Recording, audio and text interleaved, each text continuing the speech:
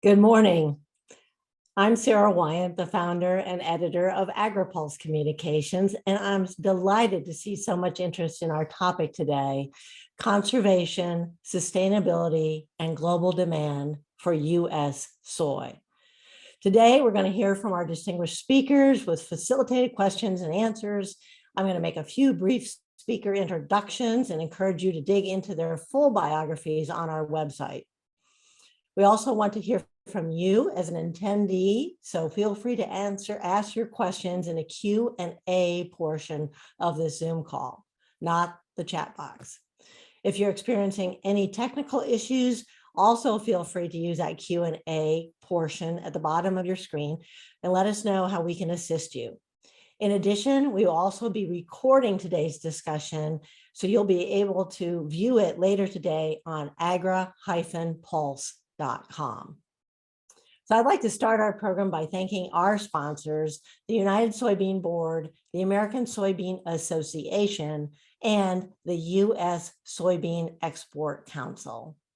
To start, I'm going to kick off with our lead speaker, Mac Marshall.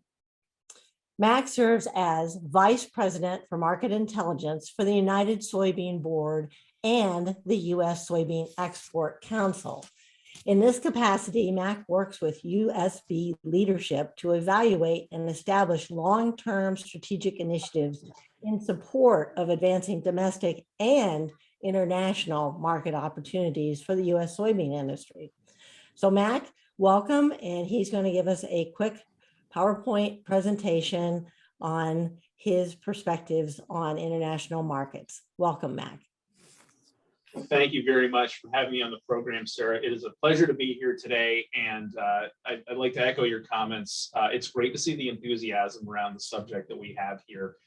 So let's start with international markets, because we are an export-oriented industry fundamentally, and I think we're closing out a very, very exciting year. So I just want to take everyone through a couple data points, both of where we stand now and how we look at market development going forward. So, so last week, we just closed out the marketing year for soybean meal and soybean oil, and of course, on the tail end of closing out what was an absolute record year for whole soybean exports out of the U.S. So we've got the official data here. I think you can see, first and foremost, our prior record was about 59 million metric tons. We shipped, really shattered that record by about 5%. Exporting almost 62 million metric tons this season. And given the elevated prices that we've seen this year, it's absolutely far and away a record in terms of the value of the beans that we've sent overseas. So incredibly exciting. One thing that I find very interesting, though, is that even as we've set a record for our volume shipments for whole soybeans, if you look at it, all of our major markets, at least the top 10 there, in none of those markets did we actually set an individual market volume record. So I interpret this, and the way that I look at it is it's really reflective of the continued efforts that we've taken to diversify end market preference and really showcase the value of U.S. soy to the world as a whole. You know, yes, we continue to operate in our traditional strong markets, but there's a continued degree of investment and execution for our ability to diversify end markets for U.S. soy and soy products. Now, putting together the whole soy complex here. Now, I said we just closed out the marketing year for meal and oil this past week. It's September 30th. So we don't have official data for the month of September yet, but even just factoring in, 11 months there, you look at the total value for the whole soy complex, which I really think is more representative of the demand that is out there for U.S. soy, as markets can evolve from being, predominantly meal importers, build up a crush industry, then become, whole bean importers once that crush capacity is there. But you put it all together, we've shipped nearly 75 million metric tons for this past marketing year across beans, meal, and oil. Really substantial record ahead of where we were in the pre-trade war times. And then, of course, the dollar value of that, as we've seen elevated component values, is really quite substantial, approaching nearly $35 billion. But I think it's also, it gives us a time, I think, especially as we've had this record marketing year from the export side, It's also served as effectively our 15-year anniversary since the founding of USEC. Well, I guess technically 15 years ago was last year, but it being COVID and all, no, so now 15-year anniversary this year. And with that, I'd really like to just kind of highlight where we've been in the past in terms of our destination markets and how much those have grown in the 15 years since then. So a couple ones to call out here. China, first and foremost, are far and away our number one buyer of whole beans and if you aggregate it all together, even though it's not a large purchaser of meal and oil from the U.S., that bean figure really does carry it. We've more than tripled the size of that of what we ship there in the last 15 years. But it's not just China. You look at the map here, you see the total diversification in end buyer geography.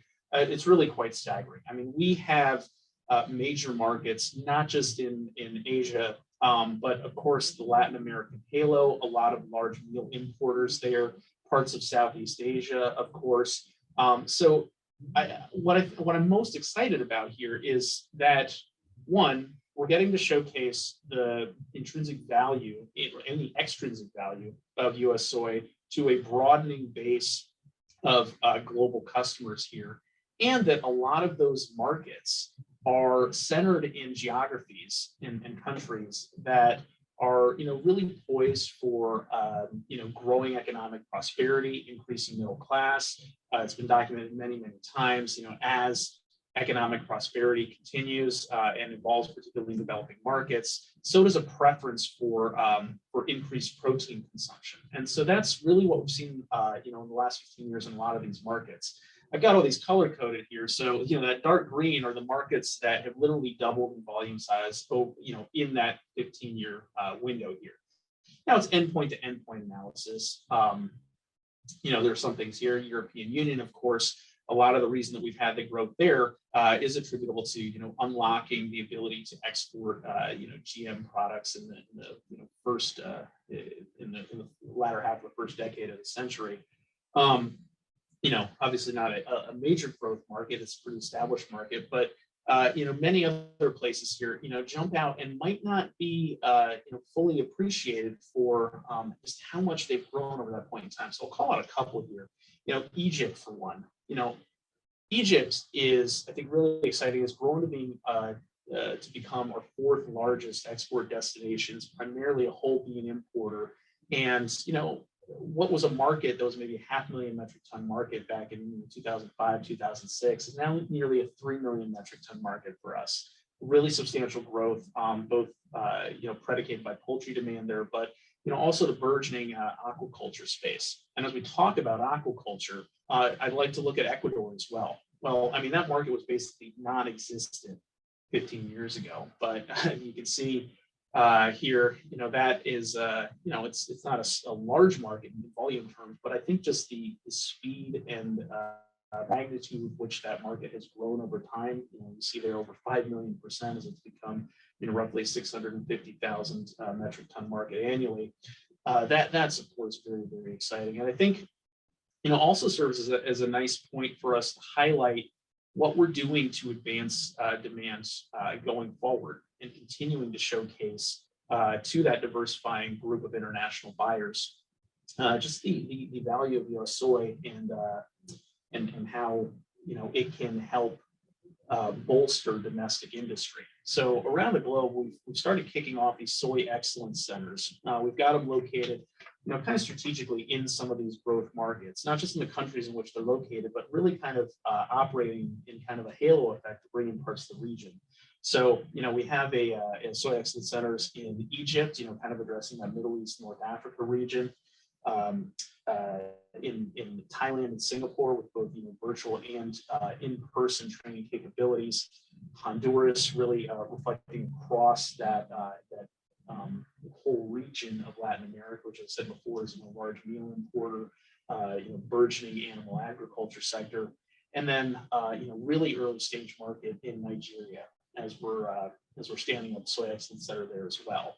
Now, historically, USEC, through checkoff investments and partnership with USDA as well, has served a lot to to build, grow, differentiate these markets as well, kind of working with existing in-country players. So what's different about these Soy Excellence Centers? Well, what it is it's really, hand-to-hand capacity building, looking at that next generation of leaders within each of those markets, and helping helping really set them up for success, because all of these markets, as I've said before, the growth going forward is really predicated on economic growth, diversification, population growth. But I think another central piece there is how does feed market sophistication continue to grow? And it's that piece where we recognize that down the line, all of these markets will continue to demand more and more protein. So how can they be best positioned in country to help meet that going forward? And a lot of that is going to be predicated on optimal utilization of U.S. soy products. So the Soy Excellence Centers are definitely an initiative here that we're very, very excited undertaking. So I guess that leads to my final slide here, which is, what does the future of global soy demand growth look like? Now, we modeled some of this out. A lot of this is, of course, predicated on economic growth, population growth, but also, I think, very critically in enhanced feed market sophistication as well.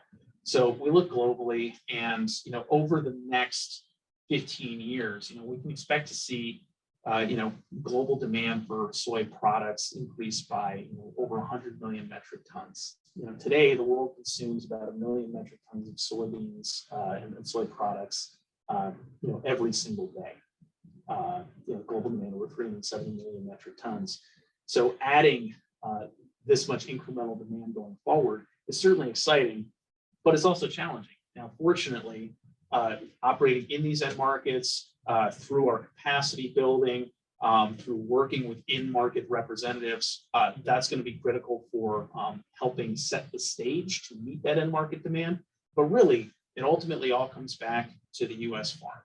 Our farmers produce year in, year out an excellent crop that is not just high quality, but is also leveraging a lot of the extrinsic qualities we have in the U.S. in terms of sustainable production. And I know we'll hear more about that in the program. But I just wanted to set the stage here in terms of some of the market diversification efforts that we've been undertaking over the last 15 years, how we're set up for the future, and just how exciting it is. I mean, you go back to that map and you see how much these markets have grown over time. And we're very, very excited to continue to play a critical role in that, in meeting global protein demand and food security on a global basis, but also on a regional one as well. So I want to thank you very much for the time, Sarah, and look forward to the questions when we get to that part of the segment. Thank you, Mac. And I can't tell you enough how they say a picture tells 1,000 words, and your images, your maps were really instructive there on what's happening with soybean market opportunities. So next, we're going to turn to Roz Leek, who is the Senior Director for Global Market Access at the U.S. Soybean Export Council. She's responsible for worldwide activities, monitoring and addressing trade barriers and other market access issues that impact U.S.'s ability to export soy and soy products.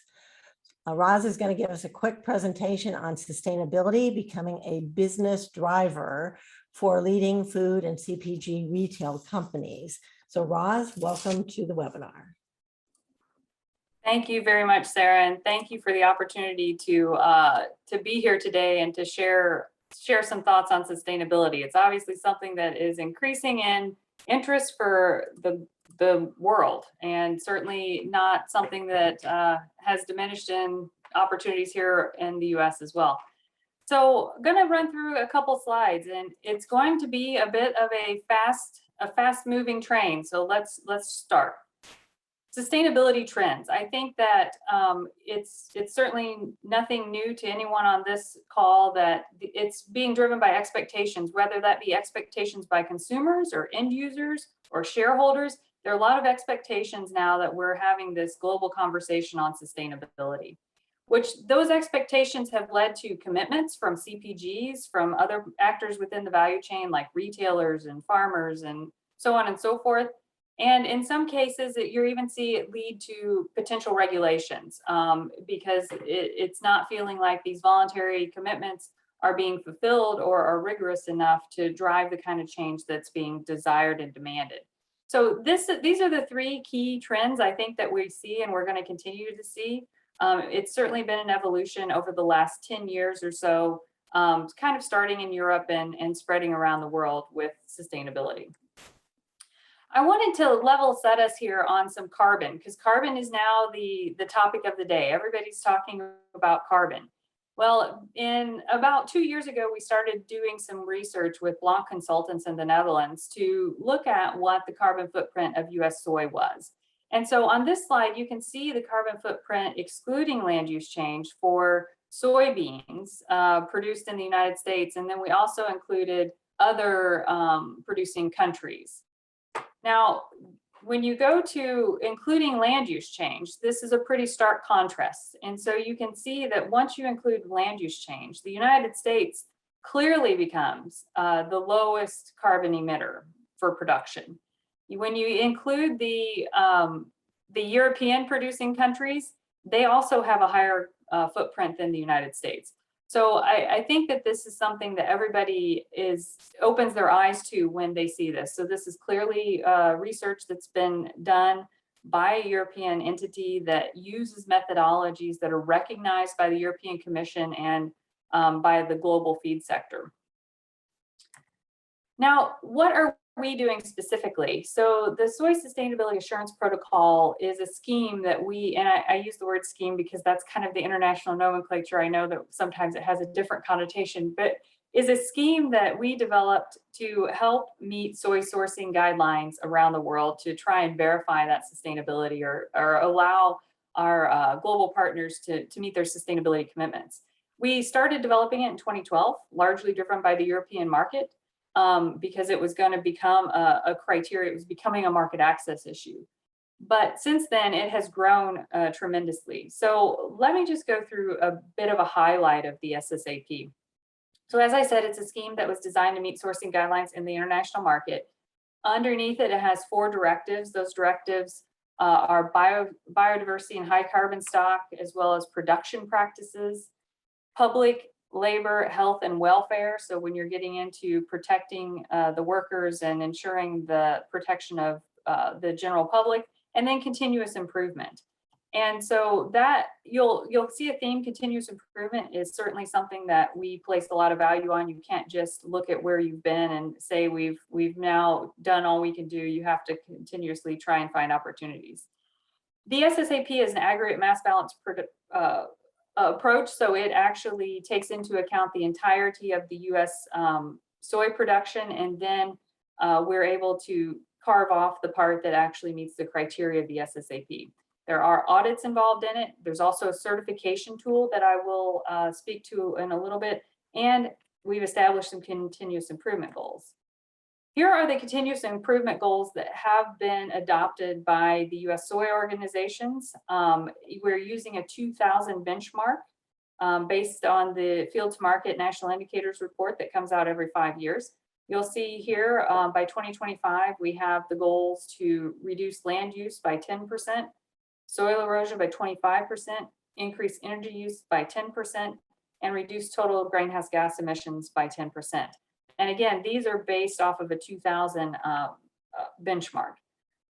Continuous improvement, this is also something that we had submitted through the Food Systems Summit as a game-changing solution, and it was accepted as that. So, you know, again, sustainability is something that I could talk for probably 2 hours on rather than 10 minutes of all the different things that are going on. But certainly the Food Systems Summit was something we have been keenly involved in. A couple of highlights of things that are achievements for the SSAP is a few of the recognitions that have helped drive the usage and the demand, which you'll see in a few slides. So the first positive benchmark we received was actually from the Dutch Feed Manufacturers Association, and that was in 2013. Then we were able to positively benchmark against the FEFAC, which is the European Feed Manufacturers Federation soy sourcing guidelines. We have recognition from the Consumer Goods Forum for SSAP. the Tokyo Olympics that just took place. The Tokyo Olympic Procurement Committee had sourcing guidelines, and SSAP was deemed to meet those sourcing guidelines. So actually the construction of many of the buildings and the stadium were done so using a soy-based release agent. And then certainly some of the food products were also soy from U.S. soybeans. It's part of the Global Seafood Alliance's best aquaculture practice to help meet their certification process. And then under the Renewable Energy Directive in the EU, SSAP has been approved. And so that was for Renewable Energy Directive 1. We're currently going through the process to be recognized under Renewable Energy Directive 2. So how has it grown? As you can see, when we first started offering the opportunity for there to be certificates to go along with shipments, verifying that the soy that was being purchased was met the SSAP guidelines. In 2014, we started with 6,845 tons. And last year, we had 28,408 tons that went out with one of these certificates. Now, this slide kind of demonstrates where the growth and interest is. So you can see that in Northeast Asia, which is Japan and Korea, 90% of the shipments that are going there have a certificate along with it verifying sustainability. Europe, it's about 80%.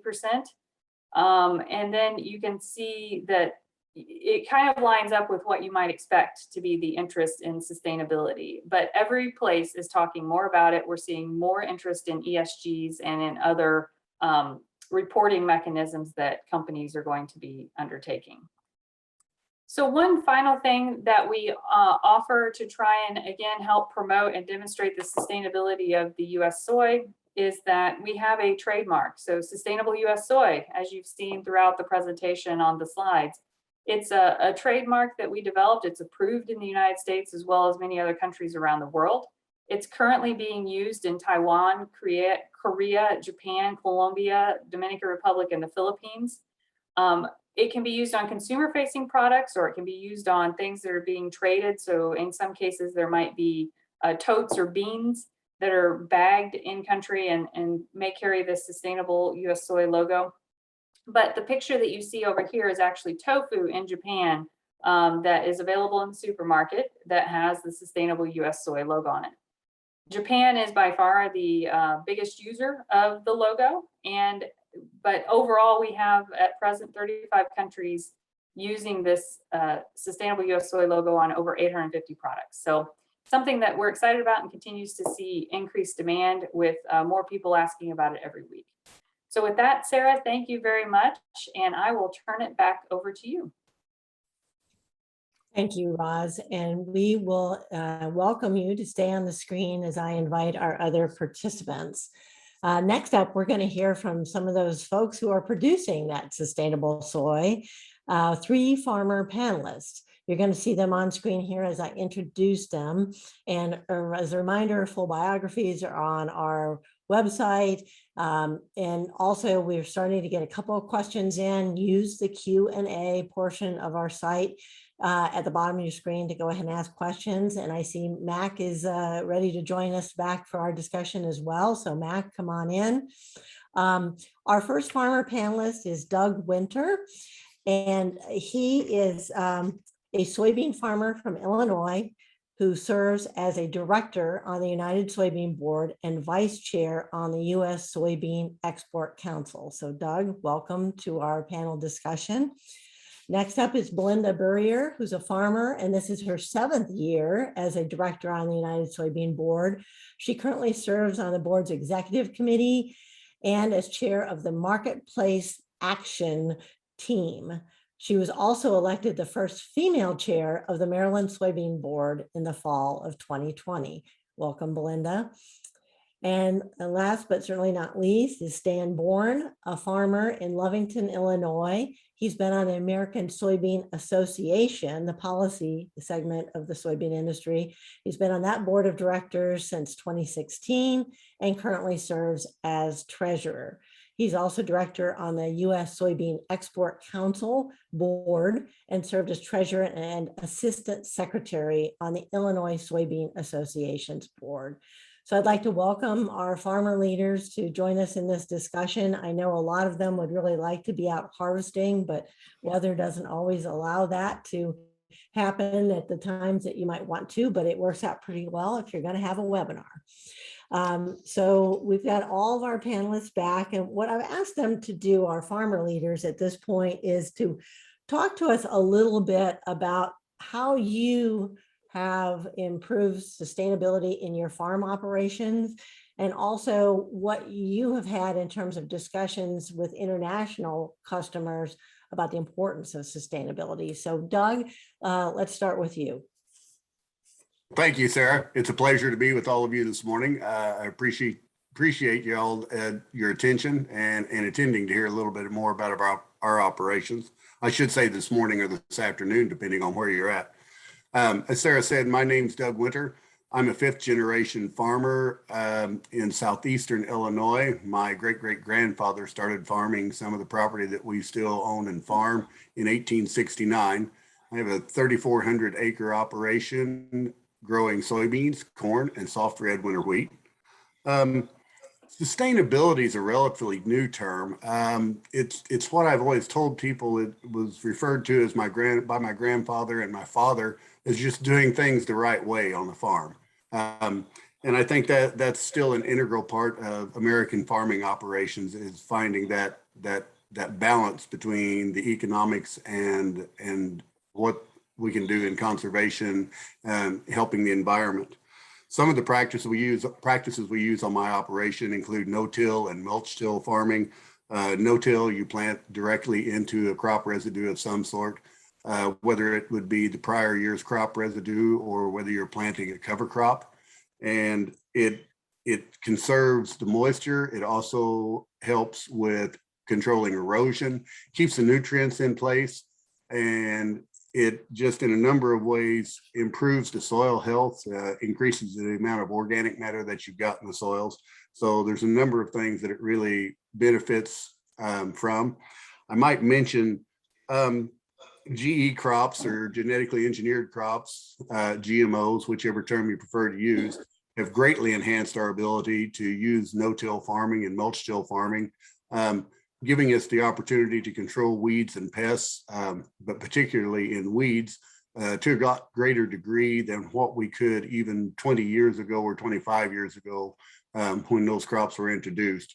We find out it gives us a much better level of management in our farming operations to be able to get things done and get the yields that we need to be able to feed the growing world.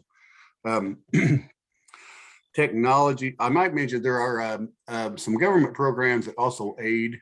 The CRP program, which is the Conservation Reserve Program, takes some of the more fragile soils in some of the rolling or highly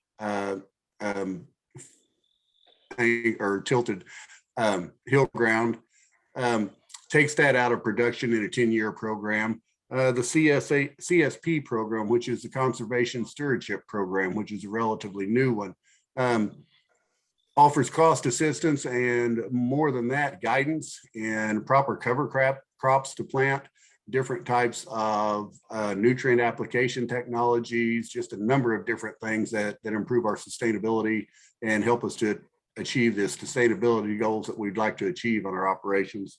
And also the EQIP program, which helps with building conservation practices, grass waterways, terrace systems, just a myriad of things in that particular area.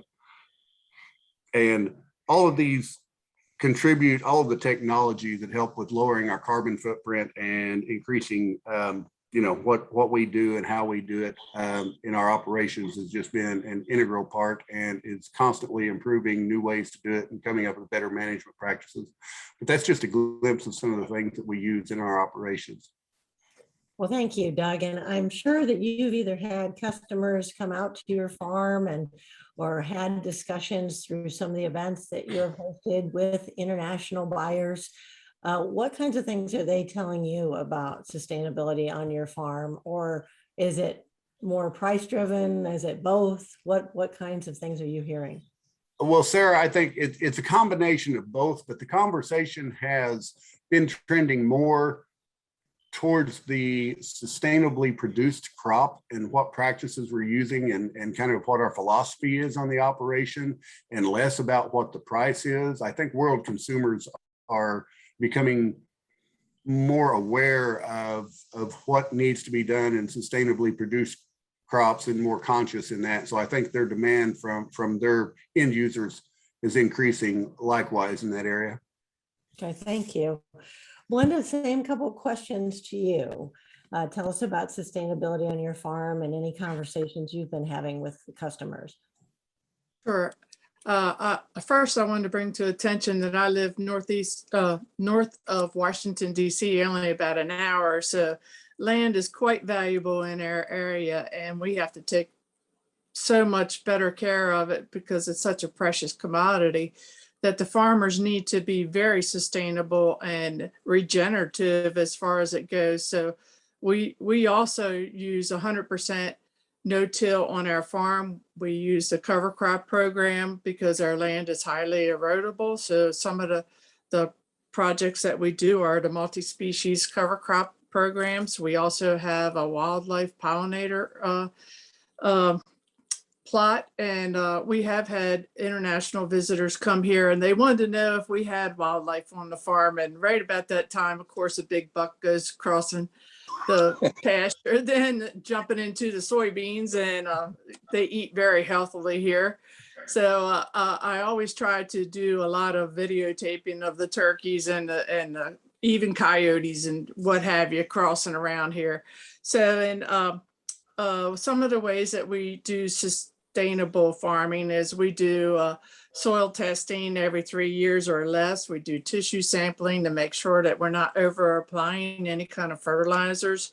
We have been using biologicals so that we reduce our dependence on the synthetic fertilizers. We also have reduced our greenhouse gas emissions by switching over all of our equipment probably 15 years ago to biofuel, biodiesel, and that has reduced us by 15%. We also do we do GPS farming, so we use satellites to make sure that we don't over apply. We know all of our data from the time we plant to the time that we harvest, and as now we're getting into harvest season, so we're getting that data coming across on the computer, and it shows us the amount of applications that we've done has been very good for the crops and the soil. And as far as carbon exchange goes, the farmer is way ahead as far as that goes because of our crops. We have a high carbon exchange as far as it goes. And some of the concerns are the Wi-Fi connectivity, that's infrastructure going on. We've got a program for trying to increase that. And we're also doing the grass strip waterways, the buffer strips along the creek banks. We've even had our water tested coming on and leaving the farm and showing that we aren't polluting the water in any way. So that's some good things going on here in Maryland, Central Maryland. It sure sounds like it. That's quite an array of practices and proof of concept that you've got going. Stan, same questions for you. Well, good morning or good day, everyone. And thank you, Sarah. You know, the great thing about going third is that my esteemed colleagues have pretty well covered the waterfront of sustainability practices on the farm. But I'll highlight one in particular. My operation's perhaps a little bit unique. Actually, I've only been farming for 11 years. I'm a young farmer. And you could look at these whiskers and probably say, boy, farming must really be hard to age that much in 11 years. But I actually had a career before that in industry and have taken the opportunity to come back farm and advocate for the farm community. And one of the things in my operation that I've adopted and I found really beneficial is at that nexus of environmental and economic benefit. That is variable rate technology specifically applied to nutrients. You know, fertilizers are one of the big cost drivers as far as inputs go in a farming operation. And one of the technologies that I adopted early on was the utilization of planting maps and harvest maps. And then, of course, soil sampling that Doug had mentioned on a grid. And we can take that, you know, the soil is like our chemistry set, and we can take that base ground truthing that we have for nutrients in the soil. And then through the use of harvest maps and well-documented algorithms as to what the crop will remove, we can determine virtually down to the square foot of how much nutrients have been taken off from that base that you established with your chemistry test, and then replenish that in the appropriate areas across the field. And I have found that technology is really beneficial for my operation because I know that I'm putting on what I need, where I need it. I'm not putting on what I don't need, where I don't want it. And it is a good, economically viable, as well as environmentally sustainable practice that I can use on my corn and soybean rotation. So that's an area that I have found of practical benefit for my operation. Relative to your question about customers and their interest, there's been a lot of anecdotes that I could share, but I'll take the most recent one. About 3 weeks ago, I had the opportunity to participate in a cooperators conference in Guadalajara, Mexico, where we brought together a variety of different customers from I think 11 different countries represented there. And one of those customers I had the opportunity to spend some time with was the director of a feed association in Colombia. And we talked about sustainability, and they have some very large feed producers in that country. And those companies are doing their own corporate sustainability reports.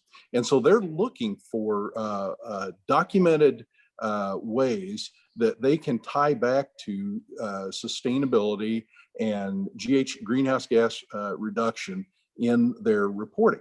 And certainly SSAP falls right into that bill. So we had some great dialogue with that and are initiating some conversations between that feed association and our boots on the ground through USEC that cover that region of the world. So customers definitely have an interest, and I think particularly it will be in those areas where they're more sensitive, where their customer base is more sensitive on environmental issues, and where there are large corporate players that appreciate that and are value buyers. You know, the thing about U.S. soy, you have as a customer, you have choices of origin. Mac showed a variety of different places that soybeans are produced. And soybeans get treated like a commodity. But those people that are value buyers, that understand the value story, are where we really get connection and appreciation of our product, because U.S. soy is different. U.S. soy does offer both intrinsic and extrinsic value, and that's appreciated by many of our discerning customers. Well, thank you for that, Stan. And you highlighted something, and Belinda touched on this too, is that in order to have maps and measurement and accountability on the sustainability space, we often need to have high-speed broadband in terms of being able to capture that data and then report it out. Can each of you share, do you actually have that reality on your farming operation, or is it something that still needs to be improved in where you're located? And Stan, I'll start with you. Thank you, Sarah. So in my area, I failed to mention that I'm located in central Illinois. So I'm about 300 kilometers south of Chicago, near a town called Decatur, which is also called Soy City. So we got that going for us. And actually, the topography here in our area is pretty flat. The glaciers did their job here, and so we have really good line of sight. And I've got towers within 2 miles almost everywhere on my farm. So from a connectivity standpoint, I'm one of the fortunate ones. I really have good connectivity and am able to effectively utilize these GPS tools like the mapping tools on planting, spraying, and harvesting. But Belinda, you're not that far from Washington, D.C., but I don't think you have that luxury, do you? No, I sure don't. I'm 50 miles north, and it's kind of like we're in no man's land out here around the farming communities. We have a tough time having Wi-Fi connectivity. We actually, if you can see them, you can hook into a really huge corporation, but we're blocked by it. Even from the top of our grain system, we can't see it. So I have to use a hotspot. Well, thank goodness for us today that you've got their hotspot working. Doug, how about you? For the most part, Sarah, we've got good connectivity. We do use, we have to use Wi-Fi hotspots in a number of places. As far as the GPS positioning in our fields, we do have a very good tower system. I have kind of the luxury of living, and most of my farming operation is very near to Interstate 64. And so we have a number of cell towers along that area, and that gives us very good coverage for a lot of the things that we use.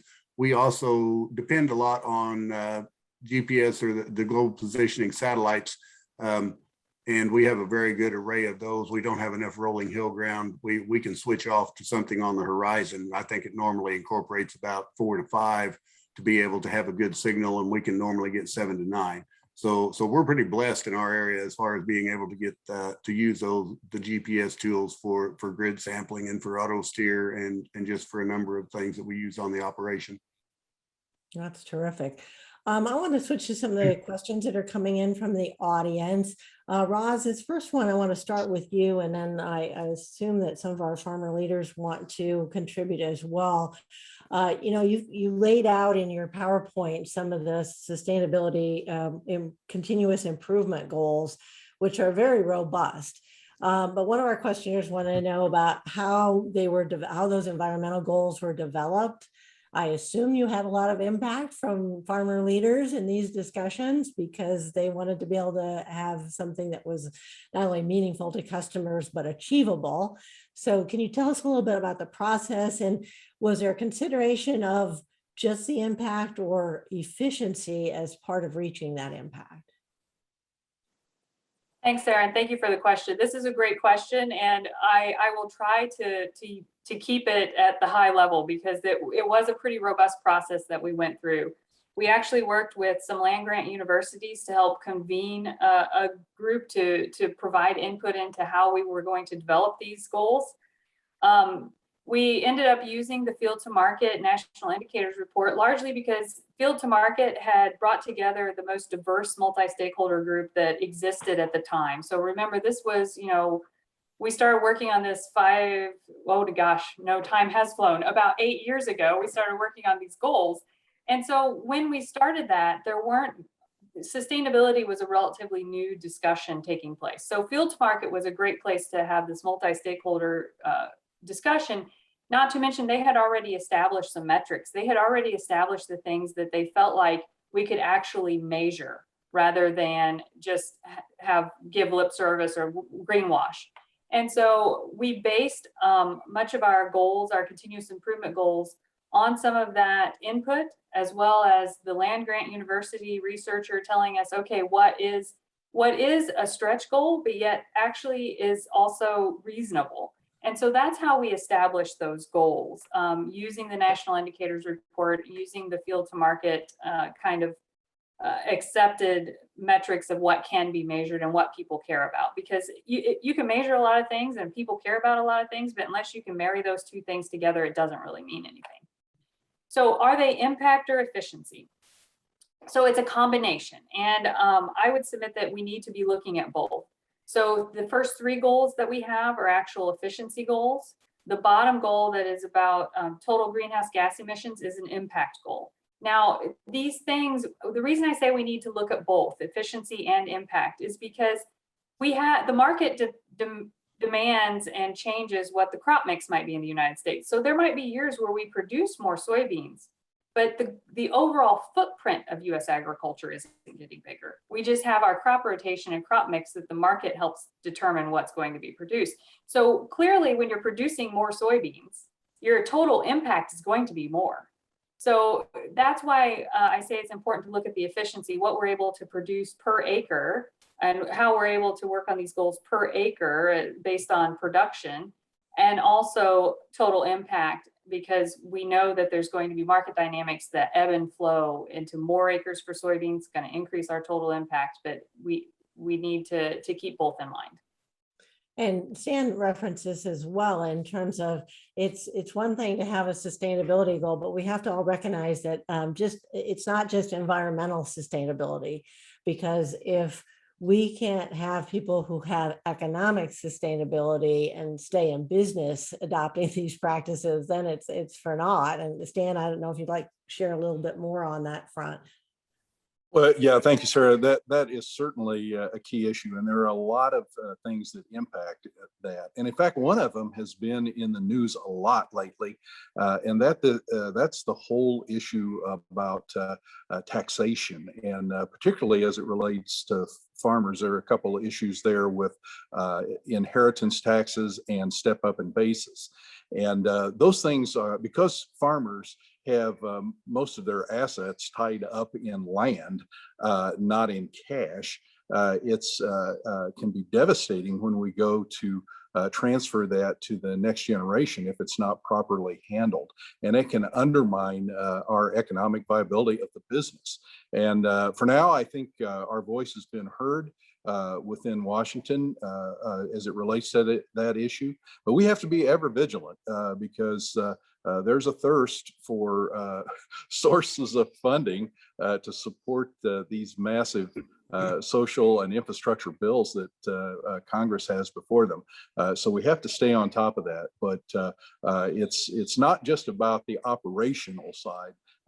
Also things that happen to us from others, and that's why we advocate things that can happen from tax structure are important for the viability and economic sustainability of our businesses. Mm-hmm.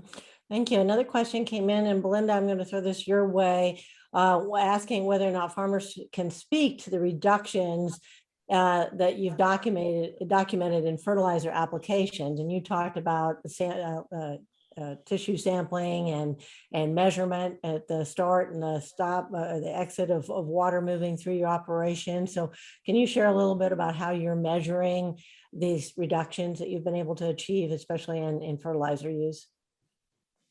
Sure, we have to track so much. Speaking of fertilizer use, last year our fertilizer was 176 a ton, and this year it's 460 a ton. So we have to track so tight. We have to measure every little thing that hits the fields. As far as it goes, we do all the mapping and overlay each one of them, as Doug said. And as we're overlaying and checking our data, we have to see what the efficiencies are and know where we can cut them in any kind of way. Here in Maryland, we have a nutrient management plan, and periodically we're audited. And when the auditor comes out, they pick any given field and they want to know your seeding rate, they want to know your fertilizer rate, your application, when you did it, and then they want to know what your yields were to see the conversion. And I forget what it was, but it was 0.08 or something like that as far as our conversion rate was, and the auditor was like so surprised. But it's just one of those things. We have to keep meticulous records. It's unbelievable the number of records that we all have to keep. So we can always make improvements, of course, and we are always looking for new ways to be more efficient as far as fertilizers go, or water use, anything. We don't have irrigation, but we definitely depend on the water that comes from up above. Thank you. Doug, anything you'd like to share about how you're measuring reductions in inputs? Well, Sarah, I have probably for a farmer a bit of a unique situation. My wife's a certified public accountant. So I live in the world of black and white or black and red, depending on which way you want to go. We started with one of the things that comes to mind in VRT application. We began back in the mid to late 90s doing grid sampling, and primarily that was for liming, which you spread lime have for many years to correct the soil pH between acidity and alkalinity. One of the things we noticed when we went to VRT application as a pilot on just a few hundred acres in the operation was that normally we would go in with a 3 ton per acre broadcast rate before VRT, and we found that we were cutting our lime usage by about 15 to 20% by pinpointing on 2.5 acre grids exactly what that 2.5 acre grid needed. As we began to adapt about 15 years ago, going into using those grid soil samples for fertilizer applications as far as phosphates and potash, we began to see the same thing where we were using a standard formula that went with yield goals, strictly with yield goals and what the consumption of that crop was as far as those nutrients. As we began VRT application, we found that we were reducing our overall fertilizer usage by just about 15%.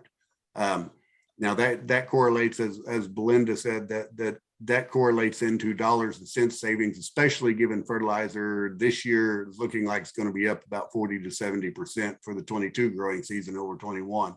So, but we have found a very noticeable change in it.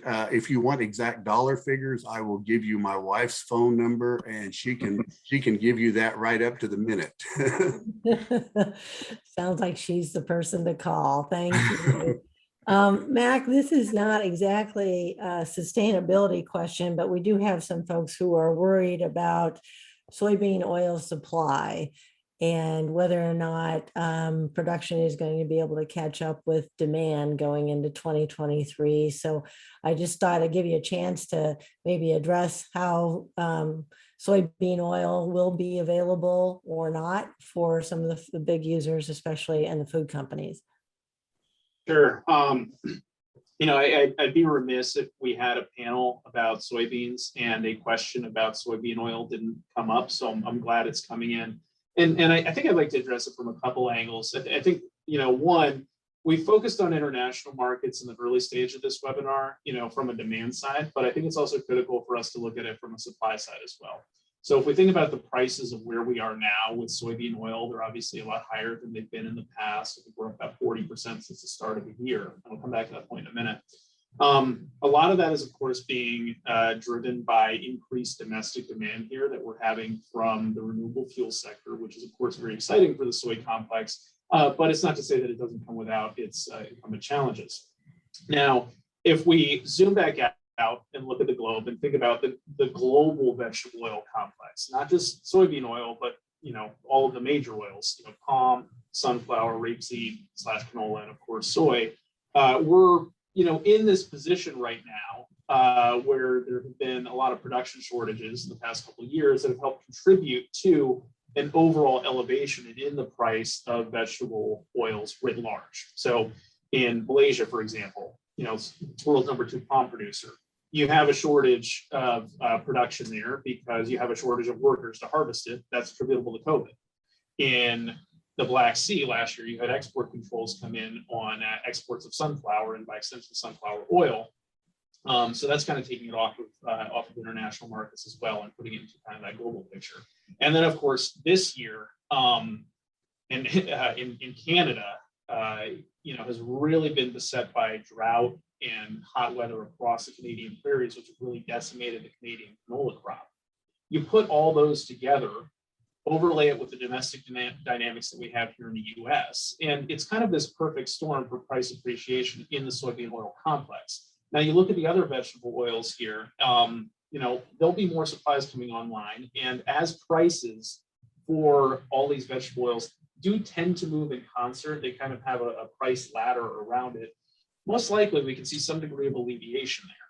Now, in terms of domestic dynamics and supply availability, one thing that has been prevailing, really for the last, 9-10 months is this fundamental shift in the rationale for crush here domestically in the U.S. As we've seen oil prices come up, from those aforementioned global shortfalls, as well as, higher demand here in the U.S. from the renewable sector, we've seen crush fundamentally start to orient more towards oil than it has for meal. Now, traditionally, meal has carried about 2/3 of the value for crush, oil 1/3. Now it's at about parity. So what you're having now, and this is where I want to zoom out again from a different lens and kind of think about it as, soy supplying the needs that we have from both the food and the fuel perspective. That's where you have to look at the co-products, right? As we're crushing more and more for oil, meal is effectively getting cheaper. And even as we're having surging demand from the energy sector, writ large, once you crush soybeans, 80% of that volume goes into animal feed. Here in the U.S., 97% of soy meal, goes into animal agriculture. So, I think against the backdrop of, escalating prices, not just in the ag space, but, globally for a litany of reasons, emanating out of COVID, shipping shortages, all the reasons that you read about every day, we're seeing, that some degree of feed cost mitigation roll in as well. And naturally that does have an impact in the food channel. Now, specific to the work that we're doing in the checkoff here, I think it also, bears note that each year, and as we look out longer term, we always invest to have a strategically diversified portfolio. Having this emerging space in the energy and renewable arena is, of course, incredibly exciting. But we are continuing to have conversations, invest in partnerships, and invest in the food space as well to make sure that we're well tethered in that sector as well. And now that can be investment in high oleic varieties, looking for new placements there, that go into more the food grade channels, as well as ongoing conversations with companies that are taking a much closer look at sustainability and the intrinsic value that it provides, both for that company and to end consumers as well. Sustainability is no longer just a buzzword or something that sits in the, as a corporate social responsibility.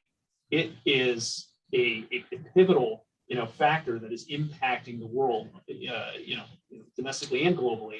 And it really all comes back to the farm. It all starts with these sustainable practices. And as there's more and more of a value associated with that, there's more and more interest downstream. And that's why we invest for it as well. But it's certainly a balancing act here, but there are a lot of factors at play. And we continue to, fortunately work with a crop that has a tremendous amount of diverse applications. And we always look to place it and continue to diversify. I talked about geographic, market diversification and segmentation. Well, that also comes in utilization channels as well. And that's certainly central to our overall strategy. Absolutely. Well, I know we're winding up here. I'm going to try to ask one more quick one to Roz. We had several questions on oil availability, including one from our friend Bill Northey. He had several that he entered here, but one was, how do you expect the sustainability characteristics to travel with the crop? You talked a little bit about labeling, but identity preservation, U.S. soy reputation. What are your thoughts on that, Roz, just as we've got 2 minutes left? Gosh, 2 minutes. Okay. So thank you for the question. And that's certain that there's things that are evolving. And so the market definitely has segmentation in it. There are some market players that are demanding more like hardcore traceability back, where they're wanting to know more about each farm. And that you see that often in the food bean space, to where there's these contractual agreements already in place with growers. When you look at it from a commoditized standpoint, and one differentiator for SSAP is that it has to be U.S. origin. It's not like many of the other programs that are book and claim programs and can actually be any origin and can be applied to any origin. So you might have credits from Indian farmers being used for Brazilian soybeans or something like that. So one of the strengths that we've seen in the international marketplace is just that we do have traceability, at least back to origin, to it being U.S. We do think that there will continue to be segmentation within the marketplace. There will be some CPGs or retailers or certain part actors who are going to want more information, and that's going to be something that the market is going to sort out. We're going to have tools available to try and facilitate those kinds of conversations, but when it comes down to some of those specific entities, that's largely going to be a commercial aspect. It's going to have contracts involved in it, but we do envision that there are some market players that are going to want that kind of information. And I'm sure that the technology will continue to facilitate tracking and finding ways to make sure that we know what was produced where and where it's being delivered. So thank you for that concise response to that question. I'm sorry we couldn't get to every question, but I do want to thank all of our participants. Our speakers did an excellent job covering this topic and the questions that we were able to fit in. I also want to thank our sponsors, the United Soybean Board, the American Soybean Association, and the U.S. Soybean Export Council for making this possible. And I wanted to share with you that if you missed any portion of this, either on our webinar or watching it on Facebook Live, we will put the recording on agri-pulse.com later today. And so you can review it, share it with your friends, and continue this conversation about the great work that's going on with the sustainable production of U.S. soy. So thank you for your time today. I hope you enjoy the rest of your day.